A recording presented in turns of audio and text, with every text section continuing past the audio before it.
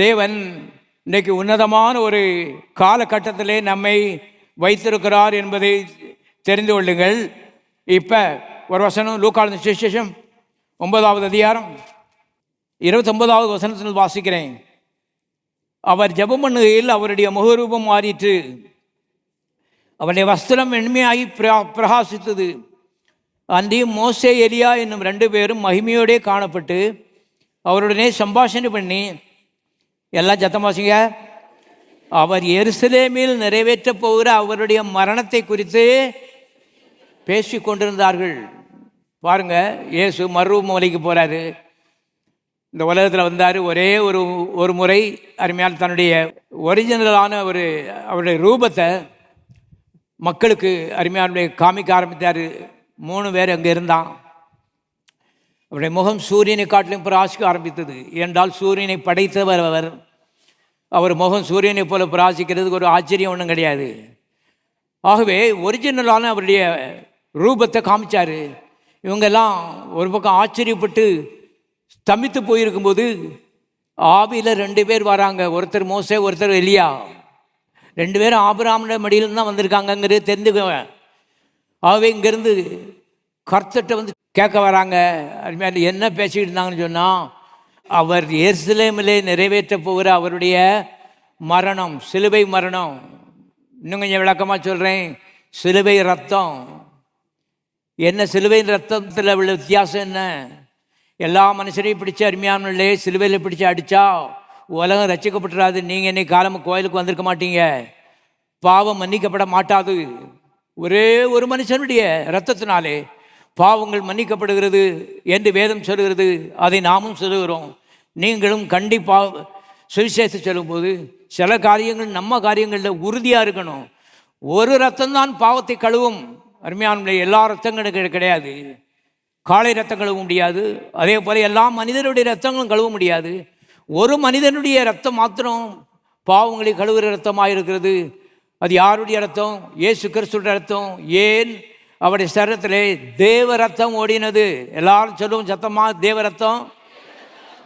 மனித ரத்தம் வேற, தேவ ரத்தம் வேற. ஆதாமுக்குள்ள தேவன் பாருங்க இந்த தேவ ரத்தத்தை வச்சிருந்தாரு. அவன் ஒரு முட்டாள். அவனும் பெஞ்சாதியும் பிசாசுகிட்ட போய் பழக்கம் விட்டு விழுந்து தேவ ரத்தத்தை தீட்டுப்பட்ட ரத்தமாக மாற்றிவிட்டார்கள். ஆகவே ஆதாமுடைய வித்திலிருந்து பிறந்த இந்த முழு மனுக்குலமும் இன்றைக்கு தீட்டுப்பட்டு போய்விட்டது. ஆகவே பாவம் செய்யாத மக்களுக்கு கூட இன்றைக்கு பலவிதமான வியாதிகளும் கஷ்டங்களும் வருகிறது. ஒரு பாவம் செய்ய வேண்டியதில்லை, அவனுக்கு ஒன்றும் தெரியாத அப்பாவி மக்கள் ஆறாம் பாடுபடுகிறார்கள். அத்தனையும் ஆதாமுடைய தவறு. குழந்தைகள், ஒரு பாவம் செய்யாத குழந்தைகள் வேதனைப்படுகிறது, பாடுபடுகிறது, டிஃபார்ம்டாக பிறக்கிறாங்க. கைகால் ஒரு மாதிரி வளைஞ்சி உடம்புல பலவிதமான கோளாறுகளோடு பிறக்கும் போதே பிறக்கிறாங்க. இதெல்லாம் காரணம் என்ன தெரியுமா? ஆதாமுடைய தவறு, அவருடைய பாவம் தொடர்ந்து மனு குலத்தை அழித்து கொண்டு வருகிறது. அதுதான் கர்த்தர் சொன்னார், திருடன் திருடவும் அழிக்கவும் கொல்லவும் வருகிறானே அன்றி வேறே ஒன்றுக்கும் வரான். இதெல்லாம் காலகட்டங்கள் நாங்கள் படித்து கொண்டோம், நீங்கள் படித்து கொள்ளுங்கள். அதுக்கு தான் நான் இதை சொல்கிறேன். ஒரு மனுஷனுக்கு வியாதி சொல்லும்போது என்ன பாவம் செஞ்சுருப்பானோ, என்ன பாவம் செஞ்சுருப்பானோ, யூ ஷட் அப், பாயம் மூடு. வேதம் தெரியல. வேதத்தை அருமையான ஆழமாக படித்து பார்த்தீங்கன்னா அநேக வியாதிகள் அருமையானே ஆதாமுடைய தவறினாலே மனு குலத்தை இன்றைக்கு பாய்த்து கொண்டிருக்கிறது. அந்த மதத்துக்காரங்களும் இந்த மதத்துக்காரங்களும் கிறிஸ்தவங்களும் ஏன் விசுவாசிகளும் ஊழியக்காரரையும் அருமையானே ஆதாமுடைய தவறு பாதிக்க பிரயாசப்படுகிறது. அவனுக்கு கொல்லணும், கையில் கிடைச்சா போதும், அவ்வளோதான், பரலோகத்துக்கு போகக்கூடாது. அதான் அவனுடைய நோக்கம். பிசாசை பற்றி தெரிந்து கொள்ளுங்கள். ஆகவே பிசாசுக்கு எதிர்த்து நிலங்களும் போடும்போது சும்மா இப்படி நியூஸ் பேப்பர் வாசிக்கிற மாதிரி இப்படி வாசிட்டு இப்படி தூக்கி போட்டு அவன் கையில் போய் விழுகிறதில்லை. அருமையாலே ஒரு விரோதியை பகைக்கிற மாதிரி அவனை பகைக்கணும், காலை வச்சு அவனை மிதிக்கணும். பாருங்கள், இவளெல்லாம் நீங்கள் செஞ்சால் தான் வாழ்க்கையில் அருமையான வெற்றிகரமான ஒரு வாழ்க்கையை வாழ முடியும் என்பதை தெரிந்து கொள்ளுங்கள். வாழ்க்கை என்பது இது பழம் பழுத்து பாலில் விழுகிற மாதிரி ஒரு வாழ்க்கை கிடையாது. இந்த உலகம் பரலோகத்துக்கு போனதுக்கப்புறம் அப்படி வாழலாம். ஆனால் அது வரைக்கும் போராட்டங்களும் பலவிதமான எதிர்ப்புகளும் சவால்களும் பிசாசினாலே வருகிறது என்பதை புரிந்து கொள்ளுங்கள். இப்போ உங்களுக்கு பிசாசை ஜெயிக்கிறதுக்கு ஒரு மன உறுதியும் தீர்மானமும் அறிவும் இவளெல்லாம் இல்லைன்னு சொன்னால் பூலோகத்தின் நல்லவங்களாக இருக்கலாம், பரிசுத்தவான்களாக இருக்கலாம், ஆனால் பாடுபட்டுட்டே இருப்பீங்க. அப்படிப்பட்ட உலகம் என்பதை தெரிந்து கொள்ளுங்கள். இது வேதனை நிறைந்த சாபம் நிறைந்த உலகம். இதுக்கு காரணம் நம்ம மூத்த பாட்டன் ஆதாம். அவன் பிசாசுக்கு கொடுத்த இடம் அது வெகுவாய் பாதித்து விட்டது. நான்லாம் இதை கற்றுக்கொண்டேன். பாருங்கள், எனக்கு ஆரம்பத்தில் தான் தெரியாது. எங்கள் பாஸ்டர் மாதிரி எங்களுக்கு சொல்லிக் கொடுக்கல. ஆதாமுடைய பாவம்லாம் ஒரு நாளும் பாருங்கள் சர்ச்சில் ஒரு நாளும் சொல்லலை. சர்ச்சில் சடை எவ்வளோ நிலத்துக்கு போடணும், ஜாக்கெட் எவ்வளோ நிலத்துக்கு இருக்கணும், இதுதான் பிரசங்கம் நடந்துகிட்டு இருக்கும். வேறு பைபிள் பிரசங்கம் ஒன்றும் கிடையாது. நல்ல விலைக்கு நீங்களும் பாக்கியவான்கள். எல்லாரும் கரங்களை தட்டி கற்று சோதரிப்போம். நல்ல இடத்துக்கு வந்து சேர்ந்துருக்க. ஆமாம். ஆகவே பாருங்கள் அருமையானவர்களே, ஆண்டவராய் இயேசு கிறிஸ்து இந்த பூலோகத்திலே எல்லாவற்றையும் மாற்றி அமைக்கும்படி வந்தார். பாருங்கள், இந்த கல்லை 3 நாள் மாத்திரம் ஆபிரகாமுடைய மடியில் இருந்தான். 3ஆவது நாளில் அவனையும் கர்த்தர் மேலே தூக்கிட்டு போயிட்டார். அவன்கிட்ட எப்பா பாரு, ஆபிரகாம் 1800 வருஷம் கிடந்திருக்கான், நீ இன்னும் ஒரு 100 வருஷம் அழுந்த வேண்டாமான்னு சொல்லி கேட்டுக்கிட்டு இருக்கிற. கர்த்தரை பற்றி தெரிந்து கொள்ளுங்கள். God is a gentleman. உங்கள் அப்பாவை காட்டிலும் 1000 மடங்கு நல்லவர் தான் கர்த்தர். நல்ல அப்பாவை பற்றி சொல்லிக்கிட்டு இருக்கேன். நல்ல அப்பாவை காட்டிலும் 1000 மடங்கு நல்லவர் கர்த்தர். பாருங்க, இவன்கிட்ட இவன் பாவத்தை பற்றி கேட்கவே இல்லை. பரலோகம் போகும்போதும் எப்பா 3 நாள் தான் நீங்கள் இருந்திருக்கா, இது நியாயம் இல்லையே. நம்ம நியாயம் வேறு, அவர் நியாயம் வேறு. அவர் நியாயம் நல்ல நியாயம். தேவன் அருமையான மகா நல்லவர். உனக்கு உனக்கு உனக்கு எனக்கோ ஆமாம் உனக்கு மாற்றிக்க. இது மாறும் பொழுது பிரச்சனைகளும் மாறும். அதுக்காக சொல்லிகிட்டு இருக்கேன். நான் கர்த்தர், நான் மாறாதவர் சொன்னால் என்ன அர்த்தம்? நீ மாறிட்டே வா. போன வாரத்தில் நான் சொன்ன மாதிரி நான் 5 மணி நேரம் பஸ்ஸில் பிரயாணம் பண்ணிட்டு சோப்பு போட்டு முகத்தை கழிட்டு இருந்துக்கு அந்த பாஸ்டர் ஓடி வந்து வந்து கொலை பண்ண மாதிரி நினச்சிக்கிட்டு என்ன செய்தியானு நான் முகத்தை கழுவிட்டு இருக்கேன். சோப்பு போட்டால் கழுவுறியா? இங்கே அதெல்லாம் செய்யவே கூடாது. இது பரிசுத்தமான இடம். எங்கேருந்து வந்திருக்கேன் பாருங்கள். நான் அப்போ நான் எவ்வளவு மாறி இருப்பேங்கிறது தெரிஞ்சிடுங்க. எவ்வளவு மாறியிருப்பேன் என்பதை தெரிந்து கொள்ளுங்கள். நீங்கள் எவ்வளவு மாற வேண்டும் என்பதற்காக சொல்கிறேன். நீ மாறினால் வழிய சூழ்நிலையில் மாறாது. நாம் அந்த புஸ்தகத்தை பார்த்து இது கூட பழகி மாறிக்கொண்டே வரும்பொழுது சிலது இஷ்டலாட்டாலும் சரி தூக்கி எறி, எனக்கு நன்மை உண்டாருக்கா நான் செய்கிறேன். என் மனதில் மாற்றம் வேணும். ஆகவே அருமையான கர்த்தர் இயேசுன்னு சொல்லும்போது உடனே கிரிக்கெட் பேட் எடுத்து நம்ம தப்பெல்லாம் கணக்கு வச்சு அடிப்பாருன்னு சொல்ல ஆயிரக்கணக்கான கிறிஸ்தவர்கள் அருமையான ஏற்கனவே அவர்கள் செத்து கொண்டு தான் இருக்கிறார்கள். கர்த்தர் பேட்டை வச்சு அடித்து கொல்லலை, ஏற்கனவே செத்துட்டாங்க. அறிவில்லை, பாதி செத்துட்டாங்க. பாருங்கள், அறிவில்லைன்னா வாழ்க்கை போயிடும். பெற்றோர் கவனம். ஆகவே உங்கள் குடும்பம் நல்லா இருக்குன்னு சொன்னால் பெரிய அப்பா ஒருத்தர் இருக்கார், அவர் பெயர் இயேசு. எல்லாரும் கரங்களை தட்டி கற்று சோதரிப்போம். ஒரு நாள் அவர் உங்களுக்கு தீமை செய்ய மாட்டார். அவரால் ஏதாவது நன்மை தான் உங்களுக்கு நிச்சயம் வரும். எல்லாருக்கும் ஆபேல் முதற்கொண்டு பாருங்கள், எல்லாருக்கும் நன்மை செய்து கொண்டு வருகிறார். பார்த்துங்க, பழைய பாட்டில் பார்த்தீங்கன்னு சொன்னால் மனிதர்கள் பாவம் செய்யும்போது, பரிசுத்தவான்களை பற்றி பேசிகிட்டு இருக்கேன். பரிசுத்தவான்கள் சில சமயங்களில் பாவம் செய்யும்போது அருமையான அறிக்கையிட்டார்கள். யார்கிட்ட அறிக்கையிட்டாங்கன்னு சொன்னால் கர்த்தர்கிட்ட அறிக்கையிட்டாங்க. அவர் அறிக்கையிட்டார்கள். அறிக்கையிட்ட பொழுது என்ன நடந்தது என்று சத்தியவேதத்தில் எழுதப்பட்டிருக்கிறது. சங்கீதம் 32:1-2. எவனுடைய மீறுதல் மன்னிக்கப்பட்டதோ, எவனுடைய பாவம் மூடப்பட்டதோ அவன் பாக்கியவான். எவனுடைய அக்கிரமத்தை கர்த்தர் எண்ணாது இருக்கிறாரோ, எவனுடைய ஆவியில் கபடம் இல்லாமல் இருக்கிறதோ அவன் பாக்கியவான். 1வது வசனத்தை கவனிங்க. எவனுடைய பாவங்கள் மூடப்பட்டதோ அவன் பாக்கியவான். ஆகவே பாவங்கள் பழைய ஏற்பாட்டு காலத்திலே கழுவப்படவில்லை, மூடப்பட்டது என்பதை தெரிந்து கொள்ளுங்கள். பாவம் மன்னிக்கப்பட்டிருந்தது, அதனால தான் அவங்க அது ஒரு பகுதி அவங்க பரலோகத்துக்கு போக முடியாததுக்கு ஒரு காரணம். பாவங்கள் கழுவப்படவில்லை, நீக்கப்படவில்லை, அகற்றப்படவில்லை, மூடப்பட்டிருந்தது. ரத்தத்தை தூக்குனா கீழே இருக்குது, அது கீழே அந்த பாவம் இருந்துச்சு, மேலே ரத்தத்தை வச்சு மூடிட்டாங்க. அது ஒரு காலம், அது நம்ம காலம் இல்லை. ஆண்டவரே உமக்கு நன்றி. எத்தனையோ காலங்களை கடந்து கடைசி காலத்தில் கர்த்தர் நம்மை கொண்டு வந்திருக்கிறார் என்பதை தெரிந்து கொள்ளுங்கள். அவங்களுடைய பாவங்கள் மூடப்பட்டது. அது எதனாலே மூடப்பட்டதுன்னு சொன்னால், ஆட்டுக்குட்டி மாட்டுக்குட்டி ரத்தத்தினாலே மூடப்பட்டது. இப்போ அருமையானவர்களே, ரத்தத்தை குறித்து சில காரியங்களை பார்ப்போம். எபிரேயர் 10ஆம் அதிகாரம் 4ஆம் வசனம். அல்லாமலும் காளை வெள்ளாட்டுக்கடா இவைகளுடைய ரத்தம் பாவங்களை நிவர்த்தி செய்ய மாட்டாதே. பாருங்க, பரலோகத்துக்கு டிக்கெட் கிடைக்கணும், பரலோகத்துக்குள்ளே போகணும்னு சொன்னால் பாவம் உள்ளே நுழைய முடியாது. உள்ளே போகணும்னு சொன்னால் பாவம் முற்றிலுமாய் கழுவப்பட வேண்டியது அவசியமாக இருக்கிறது. இதை இயேசு கிறிஸ்துவின் ரத்தம் நமக்கு செய்திருக்கிறது. பழைய ஏற்பாட்டு பெரிய பரிசுத்தவான்ல ஆபிரகாம்னு சொல்கிறோம், விசுவாசிகளின் தகப்பன்னு சொல்கிறோம். ஆனால் அவருடைய பாவம் கழுவப்படவில்லை நம்ம மாதிரி. இன்றைக்கி ஒரு சின்ன பிள்ளை, ஒரு 5ஆம் வகுப்பு படிக்கிற பிள்ளை கர்த்தரை வருது பாருங்கள், கர்த்தரை ஏற்றுக்கொள்ளுதுன்னு சொன்னால் பாவம் முற்றிலுமாய் கழுவப்படுகிறது. அருமையான ஆபிரகாமுக்கு இந்த வாய்ப்பு இல்லை என்பதை எனக்கு தெரிந்து கொள்ளுங்கள்.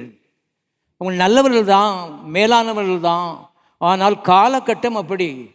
ஆனால் காலகட்டம் பெஸ்ட்டான ஒரு காலகட்டத்தில் கர்த்தர் வைத்திருக்க அந்த அறிவு எல்லா விசுவாசிகளையும் நிரப்பட்டு நான் சொல்கிறேன். இன்றைக்கி நம்ம பொறுப்பில் எதையுமே கர்த்தர் விடலை. இன்னைக்கு கர்த்தர் சொல்கிறாரு, எல்லாம் நான் தான். விசுவாசம், முழு விசுவாசம் என் மேலே வை, கல்வாரி மேலே வை, ரத்தத்தின் மேலே வை, காயங்கள் மேலே வை, நாமத்தின் மேலே வை, வார்த்தையின் மேலே வை, வாழ்ந்திருப்பாய். வீழ்ச்சி என்ற பேச்சுக்கு இடமே இல்லை என்பது தெரிந்து கொள். வாழ்ந்திருப்பாய். காரணம் இருக்கிற பெஸ்ட்டை அருமையானவர்களை சுருக்கி கர்த்தர் இயேசு நமக்கு தம்மை தந்து விட்டார். அவரை பிடிச்சிட்டிங்கன்னா அருமையானவர்களை உறுதியாய் பிடிப்பீர்களானால் எல்லாவற்றிலும் வெற்றி என்பதை திட்டமாய் நீங்கள் தெரிந்து கொள்ளுங்கள். இங்கே போட்டிருக்கு, காளை வெள்ளாட்டுக்கடா இவருடைய ரத்தம் பாவங்களை நிவர்த்தி செய்ய மாட்டாதே. பழைய ஏற்பாட்டு காலங்களில் பார்த்தீங்கன்னு சொன்னால் ஆட்டுக்குட்டி மாட்டுக்குட்டி ரத்தத்தினால பாவங்களை மூடினாங்க. ஆனால் இன்றைக்கி நாம் ஆடு மாடை தேடி தெரிய வேண்டிய அவசியம் இல்லை. மறுபடியும் சொல்கிறேன், இங்கே இவ்வளோ பேரும் ஆளுக்கு ஒரு ஆடை பிடிச்சிட்டு வந்தீங்கன்னா இங்கே அவ்வளோதான். கோயில் மாதிரி இருக்காது, கோயிலே கிடையாது. ஆக டிப்டாப்பாக சூட்டும் கோட்டும் டையும் கட்டிட்டு வந்துருக்க காலம் இந்த காலம். எல்லோரும் கரங்களை டையை கட்டிக்கிட்டு மாட்டுச்சாணியை கழுவிட்டு இருந்தால் எப்படி இருக்கும்? ஒன்றும் வசப்படாது. பாருங்கள், சரியில்லாத காலங்கள்லாம் கடந்து வந்துட்டாங்க. கர்த்தருக்காக பல கஷ்டங்கள் வழியாக அருமையால் வந்திருக்கிறார். இன்றைக்கு கர்த்தர் நல்ல காலத்தில் உன்னை வைத்திருக்கிறார். உட்கார்ந்து வசதியாக சேரில் உட்கார்ந்து காதை நல்லா தீட்டி கர்த்தருடைய வார்த்தை கருத்தாய் கேட்டு அதை உள்ளத்தில் வைத்து, ஆண்டவரே இதை இதன்படி செய்யறதுக்கு எனக்கு உதவி செய்யுங்க. என்னால் முடியல, உம்மால் முடியும். நீர் எனக்கு உதவி செய்கிறதுக்கு செய்கிறீர், உயிரோடு இருக்கிறீர், எனக்காகவே நீர் வாழ்கிறீர். ஆகவே உம்முடைய உதவினால கண்டிப்பாக நான் அதை செய்வேன், கண்டிப்பாக நான் ஜெயிப்பேன். வாழ்க்கையில் ஜெயந்தான், தோல்வி என்ற பேச்சுக்கு இடமே கிடையாது.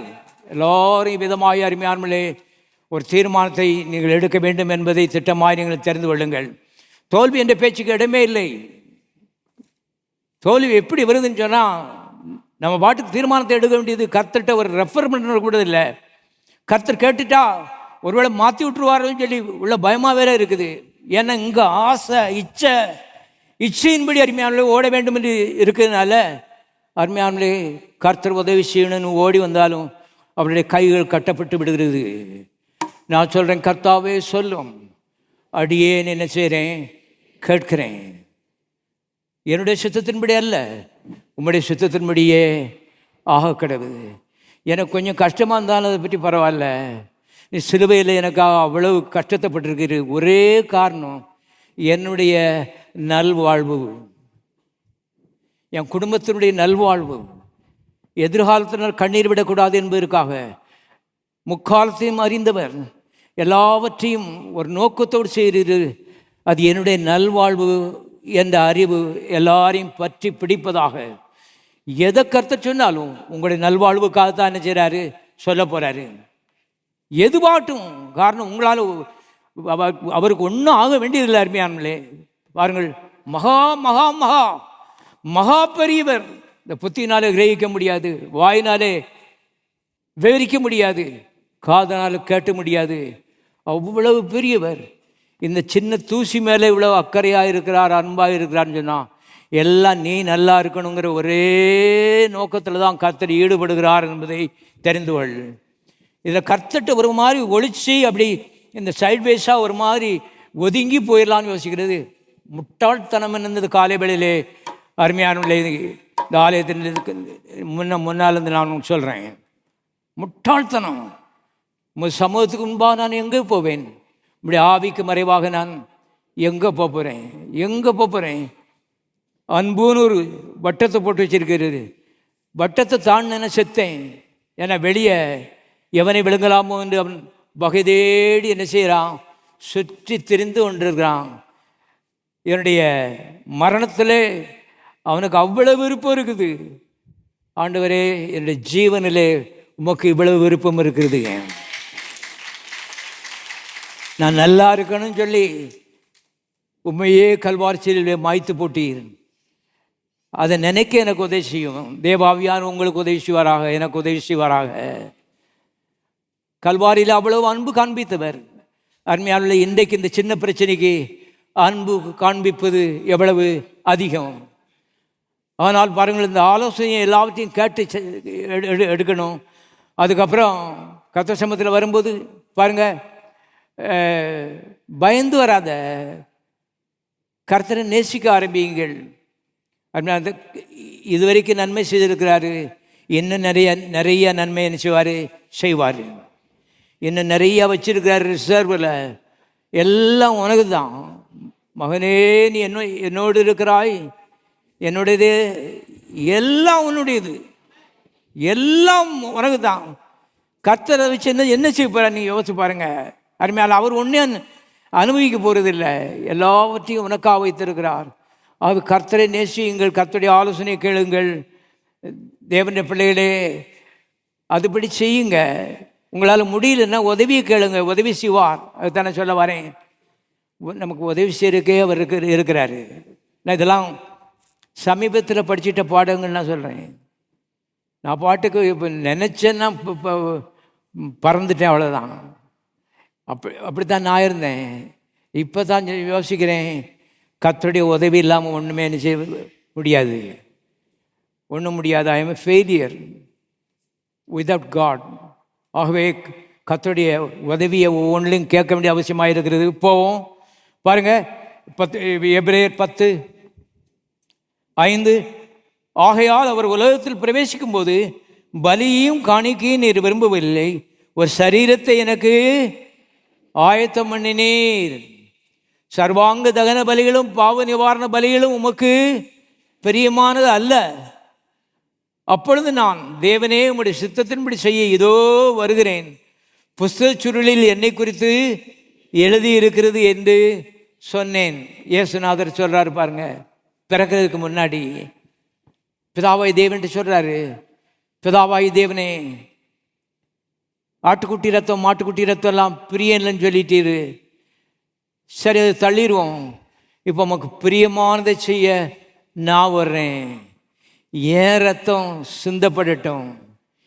ஏன் ரத்தம் சிந்தப்படுறதுனால உம்முடைய மனது நிறைவாகட்டும். உம்முடைய மனது நிறைவாகிறதுனால இந்த மக்களுடைய ஜெபங்களுக்கு பதில் வரட்டும். அவங்களுடைய உள்ளத்தின் வாஞ்சி தீர்க்கப்படட்டும். பிரச்சனைகள் தீரட்டும். கண்ணீர் துடைக்கப்படட்டும். அவங்களுடைய முகம் மலரட்டும். அருமையான கர்த்தர் இந்த ரீதியில் ஜெபிக்கிறதை இங்கே நான் பார்க்கிறோம். நமக்காக தாங்க நின்று ஜெபிக்கிறார். சொல்கிறாரு, ஆண்டவரே உங்களுடைய உள்ளம் பூரிப்படையணும், உங்களுடைய உள்ளம் நிறைவடையணும். ஆட்டுக்குட்டி மாட்டுக்குட்டிய ரத்தத்தினால நிறைவடையாது, என்னுடைய ரத்தத்தினாலே உங்களுடைய உள்ளம் என்ன செய்யட்டும், நிறைவடையட்டும். அது என்ன ரத்தம்? மறுபடியும் சொல்கிறேன், தேவ ரத்தம். அகிலரோத்திருக்க எல்லா மனிதருடைய சரீரத்திலும் ஆதாமின் ரத்தம் ஓடிக்கொண்டிருந்தது, இயேசுவின் சரீரத்தில் ஓடிக்கொண்டிருந்தது தேவ ரத்தம். ஆழமாய் பதியட்டும் உள்ள உன்னுடைய நல்வாழ்வுக்காக இதெல்லாம் சொல்லிகிட்டு இருக்கேன். இவளெல்லாம் நான் கற்றுக்கொண்டு நான் உனக்கு இது சொல்லிகிட்டு இருக்கேன். எனக்கு இதை முதல் தடவை பிடிக்கும்போது எனக்கு ஆச்சரியமாக இருந்தது. இதெல்லாம் எல்லா மனிதர்களுடைய சரீரத்திலும் ஆதாமின் ரத்தம் ஓடிக்கொண்டிருந்தது. ஒரு மனுஷனுடைய சரீரத்தில் தேவ ரத்தம் ஓடிக்கொண்டிருந்தது. அருமையானுடைய கவனிங்க, ஆட்டுக்குட்டி மாட்டுக்குட்டிக்கு பதிலாக என்னை பலியிடும் என்று அருமையானவர்களே குமாரனா இயேசு பிதாவாகிய தேவனிடத்திலே கேட்கிறது நாம் பார்க்கிறோம். பலி என்பதை மனதிலே கொண்டு வாருங்கள். பேசுறதில்ல, குலையிறதில்ல, பாராட்டுறதில்ல, 5000 10,000 கொடுக்கறதில்ல. பலி. எல்லாரும் சத்தமாக சொல்லுவோம், பலி. பலியாக, உனக்காக எனக்காக பலியாக ஒப்பு கொடுப்பு இருக்கு. அருமையான மனமோந்து தன்னை ஒப்பு கொடுத்தார் என்பதை நீங்கள் தெரிந்து கொள்ளுங்கள். இது பரலோகத்திலே நடந்தது. பாருங்கள், இயேசு இந்த பூலோகத்திலே கன்னி வயிற்றுக்குள்ளே வர்றதுக்கு முன்னாடி பிதாட்ட இந்த ஜெபத்தை பண்ணுறாரு. ஏன் ரத்தம் சிந்தப்படட்டும், உம்முடைய உள்ளம் பூரிப்படையட்டும், மக்கள் ஆசீர்வதிக்கப்பட்டும். எல்லாம் நம்மை சுற்றித்தான் அருமையானவர்களே திட்டங்கள் எல்லாம் என்பதை தீர்க்கமாய் நீங்கள் புரிந்து கொள்ளுங்கள். எல்லாம் உன்னை சுற்றி, எல்லாம் உன்னை சுற்றி, உன்னை சுற்றி எல்லா திட்டங்களும் அருமையானவர்களே பரலோகத்திலே போடப்பட்டது. அப்படி இருக்க இன்னைக்கு இந்த சின்ன பிரச்சனைக்கு பதில் கொடுக்காமல் இருப்பது எப்படி? வேதம் அவ்விதமாக சொல்லுகிறது. தம்முடைய சொந்த குமாரனு பாராமல் அவரையே நம்ம எல்லாருக்காகவும் ஒப்பு கொடுத்தவர், அவரோடு கூட மற்ற எல்லாவற்றையும் தாராளமாய் அருளாதிருப்பது எப்படி? ஆங்கிலத்திலே தாராளமாயின்னு போட்டிருக்கான், தமிழில் விட்டுட்டான். ஆகவே இந்த பிரச்சனைக்கு பதிலே வராதுன்னு பிசாசு போய் பேசிக்கிட்டு இருக்கான். அவன் பொய்யனும் பொய்க்கு பிதாவுமாய் இருக்கிறான் பாருங்க. ஆனால் தாராளமாய் அவர் பதில் கொடுக்காது இருப்பது எப்படி? ஜெயம் வேணுமா? போகும்போதே சொல்லிட்டு போகணும், தாராளமாய் பதில் கொடுப்பீர் ஆண்டவரே, தாராளமாய் பதில் கொடுப்பீர் ஆண்டவரே. ரத்தத்தையே சிந்தி விட்டீர், தேவ ரத்தத்தை சிந்தி விட்டீர். கோடி பேர்ல, 800 கோடி பேர்ல ஒரு ஆள்கிட்ட தேவ ரத்தம் இருந்துச்சு. அது கடைசி சொட்டு ரத்தம் உண்மையாமலே சிந்தி விட்டார் உனக்காக, எனக்காக. எனக்கும் சேர்த்தா நான் பிரசங்கம் பண்ணுறேன். ஏன்னா பிரச்சனையில் வரும்பொழுது அருமையானவர்களே மனது தொய்ந்து போய் விடுகிறது, சோர்வு வந்து விடுகிறது. பாருங்க, இதன் மத்தியிலே நம்மை தைரியப்படுத்துகிறது இயேசுவின் ரத்தம் என்பதை நீங்கள் தெரிந்து கொள்ளுங்கள். பழைய ஏற்பாட்டு பரிசுத்தவான்களுக இந்த ஸ்லாக்கியும் கிடைக்கல, இயேசு வரல. இன்றைக்கு இயேசு வந்து விட்டார். எல்லாரும் கரங்களை தட்டி கர்த்தரை ஸ்தோத்திரிப்போம். வாசிக்கலாம் அருமையானவர்களே. 1 யோவான் புத்தகம் 1:7 அவர் ஒளியில் இருக்கிறது போல நாமும் ஒளியிலே நடந்தால் ஒருவரோடு ஐக்கியப்பட்டிருப்போம். அவருடைய குமாரனாய் இயேசு கிறிஸ்துவின் ரத்தம், எல்லா சத்தமாசிய, சகல பாவங்களையும் நீக்கி நம்மை என்ன செய்யும்? சுத்திகரிக்கும். பழைய ஏற்பாட்டு காலத்தில் என்ன செய்து? மூடினது. ரத்தத்தை எடுத்தால் அது உள்ளே இருக்கும். அங்கே பாவம் மன்னிக்கப்பட்டிருந்தது. பரலோகத்தை டிக்கெட் கிடைக்கல. ஏன்னா பாவம் கழுவப்பட்டாதான் பரலோகத்துக்கு டிக்கெட் என்பதை திட்டமாய் நீங்கள் தெரிந்து கொள்ளுங்கள். ஆகவே அவரெல்லாம் வாஞ்சித்தார்கள், எப்போ நம்ம பாவம் கழுவப்படும், எப்போ இயேசு வருவார், எப்போ தேவ ரத்தத்தை சுமந்து கொண்டு வருவார், எப்போது அது கல்வாரி சிலுவையிலே சிந்த போகிறாரு. அந்த ரத்தம் நம்முடைய பாவங்களை கழுவ வேண்டுமே, சுத்திகரிக்க வேண்டுமே. அது நிமித்தம் நமக்கு எப்போ நமக்கு பரலோக டிக்கெட் கிடைக்கும்னு சொல்லி அருமையால் வாஞ்சோடு காத்திருந்தார்கள் என்பதை நீங்கள் தெரிந்து கொள்ளுங்கள். இதுக்கு எல்லாத்துக்கும் கர்த்தர் நம்ம தப்பிச்சிட்டாரு. இன்றைக்கு கதவை பூட்டிக்கிட்டு அருமையானவர்களே ஒரு சின்ன ஜெபம், கர்த்தாவே உங்களுடைய ரத்தத்தினாலே என்ன செய்யும்? கழுவும், சுத்தி எரியும். அவ்வளவுதான். எவ்வளவு ஈஸியாக்கியிருக்காரு பாருங்க. எவ்வளவு நன்றி உள்ளவர்களாக நாம் காணப்பட வேண்டியது அவசியமாக இருக்கிறது. இன்றைக்கி பாவம் மன்னிப்புன்னு சொன்னால் எங்கேயோ ரகசியமாக போய் அறிக்கிட்டா காரியம் ஆச்சு. இல்லை, உயிர் பலி அதிலே அடங்கி இருக்குது என்பதை உனக்கு ஞாபகப்படுத்துகிறேன். 33 வயதில் உயிரை கொடுத்து பலியை கொடுத்து, அது பிதாவாய் தேவன்ட்ட சொல்கிறாரு, பிதாவை நிறுத்தும், காளை ஆடு பலியிடுகிறத நிறுத்துன்னு சொல்லி அருமையானவர்களே அவர் உனக்காக ஜெபம் பண்ணிட்டு ரத்தத்தையே கொடுத்தார் எழுதப்பட்டிருக்கிறது. இன்னும் ஒரு வசனம், 2 வசனம் வாசிப்போம். எபிரேயர் நிருபம் 1ஆம் அதிகாரம் 3ஆம் வசனம் வாசிக்கிறேன். இவர் அவருடைய மகிமையின் பிராசமும் அவருடைய தன்மையின் சொரூபமாயிருந்து சர்வத்தையும் தம்முடைய வல்லமையுள்ள வசனத்தினாலே தாங்குகிறவராய், சத்தமாசிய, தம்மாலே தாமே நம்முடைய பாவங்களை நீக்கும் சுத்திகரிப்பை உண்டு பண்ணி உன்னதத்திலுள்ள மகத்துவமானவருடைய வலதுபாசத்தில் என்ன செய்தார்? உட்கார்ந்தார். ஆகவே தம்மாலே தாமே பாவங்களை நீக்கும் சுத்திகரிப்பு. எல்லாரும் சொல்லுங்க, நீக்கும் சுத்திகரிப்பு. ஆகவே இந்த காலவெளியிலே நான் தைரியமாக சொல்கிறேன், நான் நீதிமான், பரலோகம் எனக்கு திறந்திருக்கிறது. இப்போ மரித்தா நான் பரலோகத்துக்குள்ளே என்ன செய்வேன்? போவேன். இன்றைக்கி நீதிமான்னு சொல்லி கிறிஸ்தவ கோயிலில், நிறைய கோயிலில் சொன்னால் கல்லை தூக்கி எரிஞ்சு கொண்டுபிடுவானுங்க. நீதிமானா நீயா? அவனை பார்த்தா என்ன நீதிமான் மாதிரி தெரியுதா? மறுபடியும் சொல்கிறேன், நான் நீதிமான். இயேசு கிறிஸ்துவின் ரத்தம் என்னை நீக்கி சுத்திகரித்திருக்கிறது, கழுவி சுத்திகரித்திருக்கிறது. எல்லாரும் சொல்லுவேன், நான் நீதிமான், பரலோக டிக்கெட் எனக்கு கொடுக்கப்பட்டிருக்கிறது. இயேசு கிறிஸ்துவின் ரத்தம் என்னுடைய பாவங்களை நீக்கி சுத்திகரித்திருக்கிறது. எல்லாரும் கரங்களை தட்டி சோதரிப்போம். தயவுசெய்து எழுந்திருப்போம். பாவங்களை நீக்கி அவர் நம்மை சுத்திகரித்திருக்கிறார். அதனாலே பரலோக டிக்கெட்டுக்கு இலவசமாய் நமக்கு கொடுக்கப்பட்டிருக்கிறது. இலவசம்னு சொன்னால், ஃப்ரீன்னு சொன்னால், இட் இஸ் நாட் சீப்பு. அருமையான, இது சீப் கிடையாது. இது கோடி பேர் அலந்து கிடக்கிறார். இன்றைக்கு கோடி ரூபாயை கொடுக்கறதுக்கு ரெடியாக இருக்கிறான். கிடைக்காத டிக்கெட்டு இயேசு கிறிஸ்துவின் ரத்தத்தின் மூலமாக இலவசமாக கொடுக்கப்படுகிறது. மறுபடியும் இயேசுவின் ரத்தத்துக்காக கற்கத்தை சோதரிப்போம். பரலோக பிதாவை நன்றியோடு நாம் துதிக்கிறோம். நம்முடைய குமாரனை அனுப்பி ஆண்டவர் எங்களுடைய பாவங்களை மூடினே மாத்திரமல்ல, கழுவி சுத்திகரித்திருக்கத்தாவே எங்களை நீதிமான்களாக மாற்றியிருக்கிறீர். பரலோக டிக்கெட் எங்கள் கருத்திலே கொடுத்திருக்கிறீர். வானம் எங்களுக்கு திறந்திருக்கிறது, பரலோகம் எங்களுக்கு திறந்திருக்கிறது. இயேசு அதை திறந்து விட்டிருக்கிறார். தேவ தூதர்கள் எங்களை தூக்கி செல்வார். நாங்கள் விசுவாசிக்கிறோம் கர்த்தாவே. இந்த நம்பிக்கைக்காக கர்த்தாவே உம்மை துதிக்கிறோம், பாராட்டுகிறோம், போற்றுகிறோம், உயர்த்துகிறோம். தகப்பனே உமக்கு ஸ்தோத்திரம். இந்த காலை வேளையிலே மக்களை திடப்படுத்துவீராக.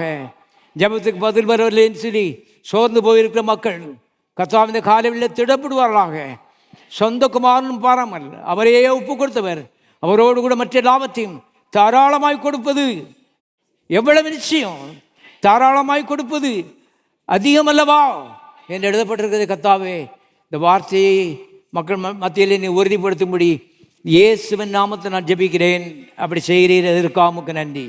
இயேசுவின் நாமத்தில் பிதாவே.